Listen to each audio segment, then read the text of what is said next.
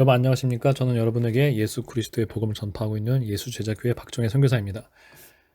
오늘 계속 로마서 8장 1절부터 지금 12절까지 말씀 중에서 중요하고 생각되는 것들을 또 저번 시간에 다 말씀드리지 못한 것들을 또 계속해서 말씀드리도록 하겠습니다. 여러분들 먼저 말씀을 하기 전에 굉장히 때가 악하고 지금 굉장히 영적으로 어둠의 시대라는 거 다시 한번 여러분이 깨달으시길 바랍니다. 아무런 사건도 안 일어나고 무슨 무서운 일도 안 일어나기 때문에 이거 굉장히 평안한 시대가 아니냐 여러분이 생각하실지 모르지만 여러분은 코로나라는 하나님이 주신 굉장히 이상한 질병을 하나님이 이 땅에 지금 온 세계에 보내셔서 해준 시대에 살고 있어요. 여러분이 벌써 둔감해졌겠지만 역사상 이래 없을 만큼 전 인류가 동일한 질병에 다 전파된 상태에 여러분 살고 있어요. 아이들이 태어날 때부터 마스크를 써야 되고요. 아이들이 태어났을 때부터 사람들이 다 마스크 쓰고 있는 걸 봐야 돼요. 사람들이 모일 수가 없어요. 여러분 다 마지막 때가 다가오고 있다라는 하나님의 징표입니다. 그냥 마지막 때가 왜 마지막 때가 왔겠어요? 그만큼 우리의 죄악이 가득 찼기 때문이라는 것입니다.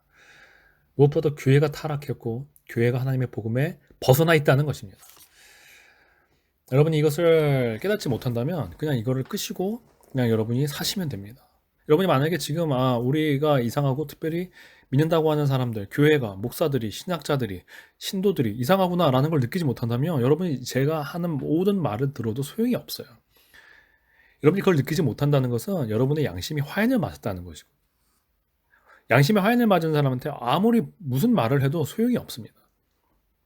근데 여러분 안에 하나님을 향한 두려움이 있고 지금 우리가 뭔가 죄 가운데 있고 여러분 자신도 정확하게 아직도 모르겠지만 내가 하나님 앞에서 문제가 있다는 것을 여러분이 느낀다면 이 말씀을 들으시기 바랍니다. 지금 계속해서 그냥 단순히 본문만 풀어서 말씀할 수 없고 그건 성령님의 의도가 아니고 저는 본문을 풀면서 무엇이 지금 이 시대 교회의 복음의 잘못된 점인지 같이 말씀드릴 수밖에 없어요. 왜냐하면 그게 성령님의 명령이기 때문에. 그게 제가 받은 사명이기 때문에 마지막 때에 제 이 설교를 조회수가 적고 그건 저하고 아무 상관이 없습니다. 한 분이건 두 분이건 제대로 믿고 제대로 회개해서 그리스도 안에서 우리가 한 길을 걸어가고 우리가 서로 교제하게 되면은 저는 그게 주님이 주신 열매예요. 그게 제가 그래서 얼굴을 내놓지도 않고 화려하게 동영상을 만들지도 않는 가장 큰 이유는 저는 하나님이 선택하신 사람들은 하나님께서 오직 말씀으로 오직 하나님의 복음으로 그들이 응답할 것이라는 걸 저는 믿습니다. 말씀이 나와 있는 대로 사람의 지혜로나 사람의 아름다운 것이 아니라 눈에 보이는 것도 아니고 표적과 기사도 아니고 오직 전파된 하나님의 진리의 말씀에 하나님이 선택한 사람들은 회개하고 또 반응하고 결단할 것이라고 믿기 때문에 저는 하나님이 선택하신 분들 만나기까지 계속 전할 거예요. 그래서 저희는 조회수도 상관이 없습니다. 사람들의 반응도 상관이 없습니다. 단 한 명, 단 두 명이라도 하나님이 선택한 이 마지막 때에 정말 말세에 내가 믿음을 보리라 주께서 말씀하셨죠. 근데 그 믿음이 있는 그 한 사람을 만나게 해주시면 저는 감사한 거예요. 그래서 그분에게 말씀을 전하고 그분을 구원하고 그분이 주님 안에서 주님의 일꾼으로 일어나는 것을 보는 것이 제 사명이라는 것이죠.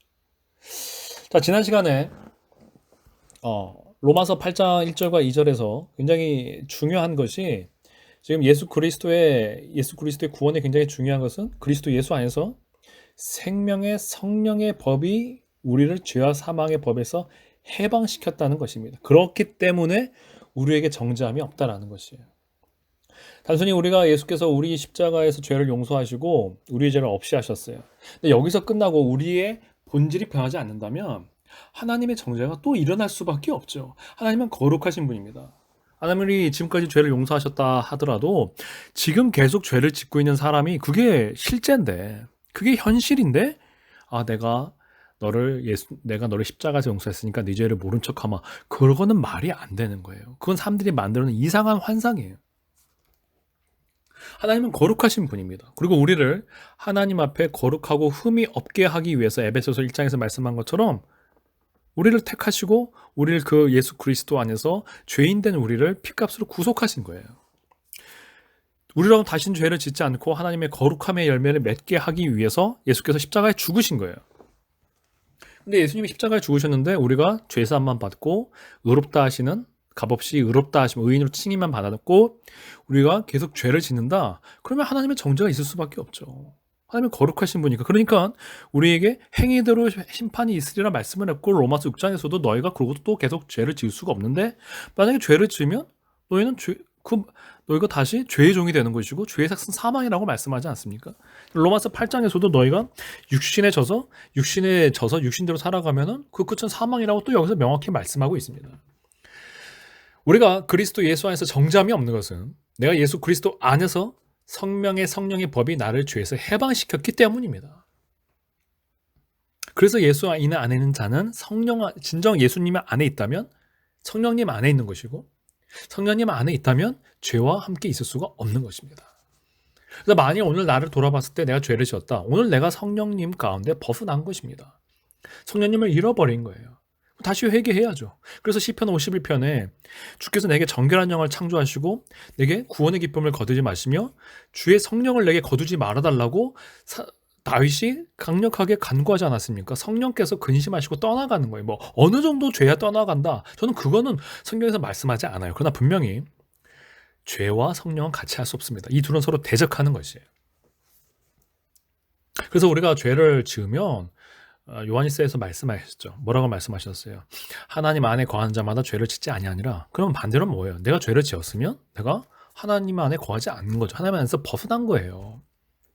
여러분 하나님 안에 거하면서 죄를 짓는다 이런 개념은 있을 수가 없어요.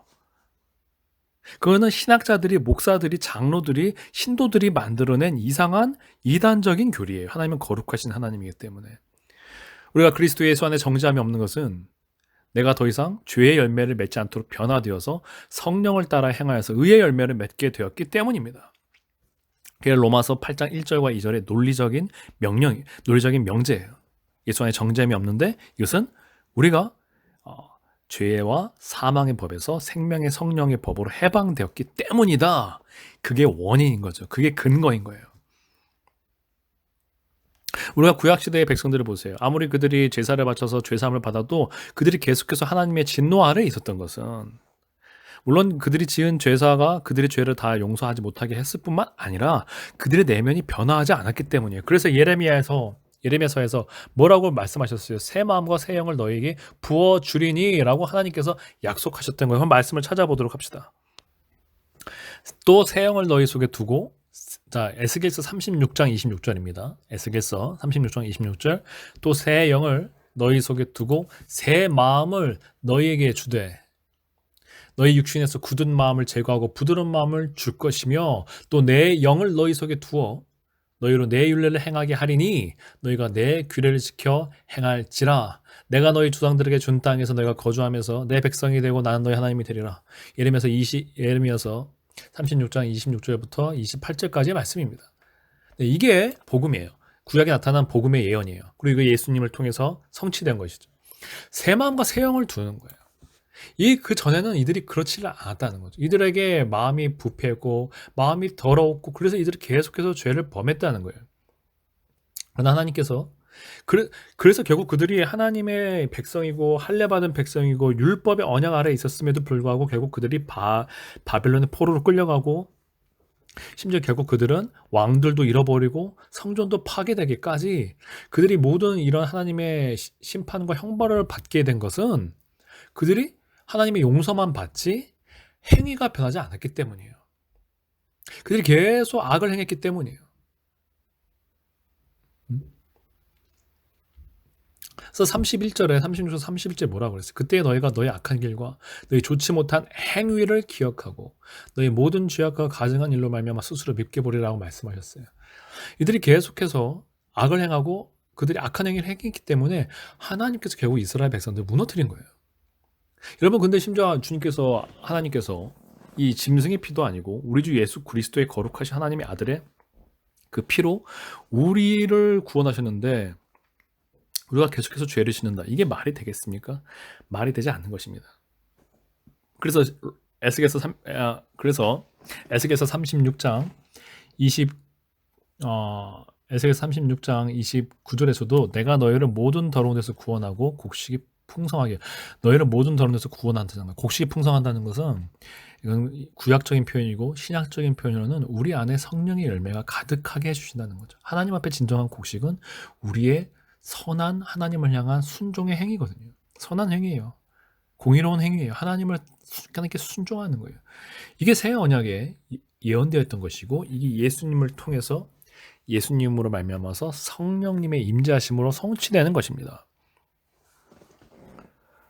네, 다시 한번 여러분 확인하셨죠? 하나님의 구원은 죄사함과 칭의가 끝이 아니라는 거예요. 그것만으로는 만약에 그것만 여러분이 얻길 원한다 그러면 여러분 구원받은 자가 아니라는 거죠. 자, 그럼 성령께서 하시는 일은 무엇입니까? 성령께서는 지금 계속 로마서에서 말씀하시는 것처럼 우리를 죄와 사망의 법에서 해방시키시는데 이게 성령님께서 예수님과 떨어져서 움직이는 것이 아니라 예수님의 이름으로 예수님으로 말미암아서 하시는 거예요. 성령님은 예수님 없이 그냥 예를 들어서 이상한 일이지만 우리가 아버지 하나님께 예수님을 믿지 않고 하나님 구해주세요, 아버지 구해주세요라고 한다고 성령이 오시는 게 아니에요. 성령님은 반드시 주 예수의 이름으로 오시고 주 예수의 이름으로 움직이시는 분이에요. 성령님은 스스로를 예수 그리스도의 이름으로 움직이시기를 결정하시고 예수님 안에서 역사하시는 분이에요. 이게 예수님과 성령님의 관계입니다. 예수님이 아버지를 떠나서 움직이지 않는 것처럼 성령님도 예수님의 권세를 떠나서 움직이질 않으십니다. 하나님께서 성령을 보내시는 권세를 아버지께서 예수님에게 주신 거예요. 그래서 지금 성령께서는 예수님보다 더 하등하다 이런 게 아니에요. 성령께서 기쁨으로 예수 그리스도의 이름으로 역사하시기를 스스로 자신을 낮추시고 순종하시는 거예요. 그러므로 성령님은 절대적으로 예수님의 이름으로 역사하십니다. 그러니까 우리가 성령님을 받고 싶다 그럼 뭘 해야 됩니까? 예수님께 순종하고 예수님을 믿어야 돼요. 이게 성령께서 하시는 거예요. 자, 그럼 우리 좀 요한복음 말씀을 통해서 성령님에 대한 거를 뭐 여러 가지 구절들이 있지만 우리 요한복음에 예수님께서 14장부터 16장까지 하신 말씀을 통해서 이 예수 그리스도와 성령의 관계를 좀 봅시다. 우리 요한복음 14장 보겠습니다. 요한복음 14장. 자, 요한복음 14장 16절 17절 보면 내가 아버지께 구하겠으니 그가 또 다른 보혜사를 너희에게 주사 영원토록 너희와 함께 있게 하리니 17절에 그는 진리의 영이라 세상은 능히 그를 받지 못하나니 이는 그를 보지도 못하고 알지도 못함이라. 그러나 너희는 그를 아나니 그는 너희와 함께 거하시며 또 너희 서기에 계시겠음이라 라고 말씀하고 있습니다. 진리의 영이라는 거예요. 근데 예수님이 요한복음에서 내가 진리라고 했죠. 그러니까 진리의 영이라는 것은 물론 하나님의 진리의 영이시기도 하지만 또한 예수님의 하나님의 진리 대신 예수님의 영이시기도 하신 거예요. 성령님께서는. 예수님은 아니지만 성령님 안에서 예수 그리스도의 진리가 나타나는 거예요. 그래서 이 예수께서 오실 때, 이 성령께서 오실 때에 20절에 뭐라고 그랬어요? 그날에는 내가 아버지 안에, 너희가 내 안에, 내가 너희 안에 있다는 것을 너희가 아니라. 이건 예수님이 육체로 오실 때는 일어날 수가 없어요. 그러나 성령께서 오실 때 성령께서 우리에게 임하실 때 우리가 아버지 안에 또 예수 그리스도 안에 거하는 거예요. 성령님 안에서 교통함이 있는 거예요. 성령님 안에서 교제함이 있는 거예요. 성령님 안에서 우리가 아버지 하나님을 섬기고 아버지를 알고 그 아들 우리 주 예수 그리스도를 알게 되는 거예요. 그 성령님께서 우리에게 임하셔야 되는 건 너무나 필수적인 게 우리의 존재를 변화시키실 뿐만 아니라 우리가 아버지와 그 아들 예수 그리스도와 우리가 연합되게 해주시는 거예요. 우리가 아버지의 뜻을 알게 해주시고 예수님의 뜻을 알게 해주시는 거예요. 또 26절에 14장 26절에 보혜사 곧 아버지께서 내 이름으로 보내실 성령님은 성령님으로 이름으로 오시는 것도 아니고 심지어 아버지의 이름으로 오시는 것도 아니고 예수 그리스도의 이름으로 오세요. 이게 하나님의 뜻이에요. 이게 아버지의 뜻이에요. 그러니까 우리가 성령님을 온전히 받기 위해서 누구에게 순종하고 누구를 믿어야 되냐? 정확하게 우리 주 예수 그리스도를 믿는 거예요. 이게 신학의 가르침이에요. 그러면 예수님의 이름으로 예수님의 권세로 예수님의 그 권세 하에서 성령이 오시는데 이 성령께서 그가 너에게 모든 것을 가르치고 내가 너에게 말한 모든 것을 생각나게 하리라. 성령께서는 이 모든 것이라는 것은 하나님의 진리죠. 하나님의 진리의 모든 것을 가르치시는데 성령님의 독단적으로 말씀하시는 것이 아니라 뭐 그러실 분도 아니고 예수님이 가르치시는 것을 이들이 깨닫고 생각나게 하고 느끼게 하시는 거예요. 깨닫게 하시는 거예요. 예수님이 말씀하신 것을. 예수님이 하나님의 말씀이고 하나님의 진리시잖아요. 그래서 하나님의 진리가 되신 예수 그리스도의 가르침과 예수 그리스도의 뜻을 우리에게 생각나게 하시고 가르치시는 거예요. 이걸 성령께서 하시라는 거죠. 그러니까 성령님은 예수님과 떨어져서 다른 말을 하지 않았어요. 그래서 우리가 성령님이 하시는 것은, 성령님이 하시는 말씀은 예수 그리스도의 복음과 일치가 돼야 돼요. 예수님의 가르침과 일치가 돼야 돼요. 26절에, 자, 요한복음 15장 26절에 내가 아버지께로부터 너에게 보낼 보혜사 곧 아버지께로부터 나오시는 진리의 성령이 오실 때에 그가 나를 증언하실 것이에요. 성령님은 예수님을 증언한다는 거예요. 성령께서는 아버지께로부터 나와서, 아버지께로부터 나와서 예수님이 보내신다고 했어요. 내가 아버지께로부터 너에게 보낸다고 그랬어요. 자, 주어는 예수님인데 아버지로부터 받아서 성령을 보내시는 거예요. 근데 그가 예수님을 증언한다고 나와요. 예수님이 하나님의 아들이심을, 예수님의 진리이심을, 또 예수님의 진리를 우리에게 증언하신다는 거죠. 증거하신다는 거죠. 가르치신다는 거죠.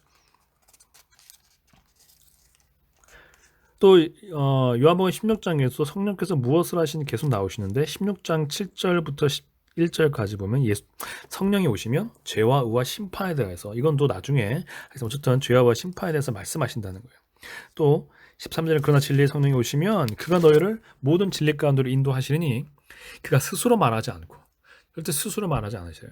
자기 자의대로 말하지 않아요. 자기 멋대로 얘기하지 않으세요. 오직 들은 것을 말하는, 아버지께로부터 들은 것, 예수님부터 들은 것만 말하시고, 장래일 앞으로 아버지께서, 예수께서 하실 일을 우리에게 알리시는데, 자, 14절에 그가 내 영광을 나타내리니 내 것을 가지고 너에게 알리시겠습니다. 아멘.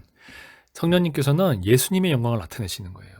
사람의 영광을 나타내죠. 이상하게 사람들이 뭐 성령 받았다고 하면서 성령님이 저를 너무 사랑하고 알겠어, 이런 게 아니라는 거죠. 먼저 예수님의 영광을 나타내시는 게 성령이에요. 성령을 받는 사람들이 언제 누가 이 신약성경에 성령 받으면서 와, 제가 너무 하나님의 사랑받는 존귀한 사람인 걸 알게 돼서 이런 말을 합니까? 아니죠. 그거는 현대 교회에 만들어낸 가짜 영이에요. 가짜 영이에요. 그건 성령으로부터 오는 게 아닙니다. 네. 어디로 오겠어요? 자기 자신이 만들어낸 영이거나 심지어 사단으로부터 오는 거예요. 사람의 영광이 나타나는 것은 성령이 하시는 게 아니라 오히려 그럼 정반대예요. 사람의 영광이 나타나는 것은 사단이 하는 거예요. 사탄이 하는 거예요. 인간이 하는 거예요. 육신이 하는 거예요. 성령께서는 도리어 육신의 영광을 없애버리고 예수 그리스도의 영광을 나타내십니다. 예수님을 영화롭게 하시는 거예요. 그래서 내 것을 가지고 너에게 알리시겠습니다. 여러분, 십자가에서 우리가 예수님과 함께 죽는다 그랬잖아요. 그리고 내 안에서 예수께서 사시는 거잖아요. 근데 어떻게 사람을 높여요? 예수님이 내 안에서 나타나시고 내 옛사람이 사라지고 옛사람께 순종하는 내가 나타나는 거지만, 핵심은 예수님이 우리에게 성령 안에서 임하시고 예수님이 왕 되시고 내가 그분께 순종하게 되는 건데, 무슨 내가 영광을 받아요? 이거 얼마나 말이 안 됩니까? 정말 정말 무서운 현상이에요. 이 현대 교회는 지금. 자, 그래서 예수님이 근데 내 것을 가지고 너에게 알리시겠으면 했는데, 또 예수님의 것이라고 하니까 사람들이 혹시 아버지와 관련이 없는 것인가? 그러면 하나님 아버지는 뭐하고 있는 거야? 이런 오해를 할까봐 15절에 무릇 아버지께 있는 것은 다 내 것이라. 그러므로 내가 말하기를 그가 내 것을 가지고 너에게 알리시리라 하였노라 라고 말씀했습니다. 아버지께 있는 모든 것이 예수님의 것이고 아버지께부터 받은 예수님의 모든 것을 성령께서 우리에게 알리십니다. 그러므로 성령님이 우리에게 오실 때 우리 안에 예수 그리스도의 진리가 충만하게 되고 예수님의 진리가 충만하면 그것은 곧 아버지의 진리가 우리 안에 충만하게 되는 것입니다. 아버지의 모든 것이 예수 그리스도 안에 있고 예수님께서 성령님을 통해서 이 아버지께로부터 받은 모든 가르침을, 모든 진리를 우리에게 주시기 때문이에요. 그래서 우리는 예수 그리스도를 믿고 예수 그리스도께 순종하는 거예요. 그러면 예수께서 우리에게 진리를 가르치시는 거예요. 근데 예수님의 진리의 핵심이 뭐예요? 예수님이 하나님의 아들이시고 하나님의 진리심을 믿고 예수님의 가르침에 따르라는 거잖아요. 예수님의 가르침에 따르는 것이 아버지께 순종하는 거예요. 그리고 이 예수님의 가르침은 성령님을 통해서 우리에게 전달이 되시는 것입니다. 네, 사랑하는 여러분, 오늘 더 로마서 말씀 더 하기 전에 여러분이 지금 성령님이 얼마나 중요한 분이 다시 한번 말씀을 드렸고, 뭐 성령님이 오시면 무슨 방언이 먼저 일어나고 예언이 먼저 일어나고 이런 뭐 귀신이 떠나고 이게 핵심이 아니라 성령님의 핵심은 바로 지금 먼저 이거예요. 우리가 변화가 되는 거죠. 우리를 변화시키시는 것이고 예수 그리스도 안에 있는 새 사람으로 우리 변화시키셔서 하나님의 영을 따라 살도록 변화시키시는 것이고, 예수님의 진리를 우리에게 가르치시고 예수님의 영광을 나타내셔서 결국 우리가 예수 그리스도의 진리를 따라 살게 도우시는 분이에요.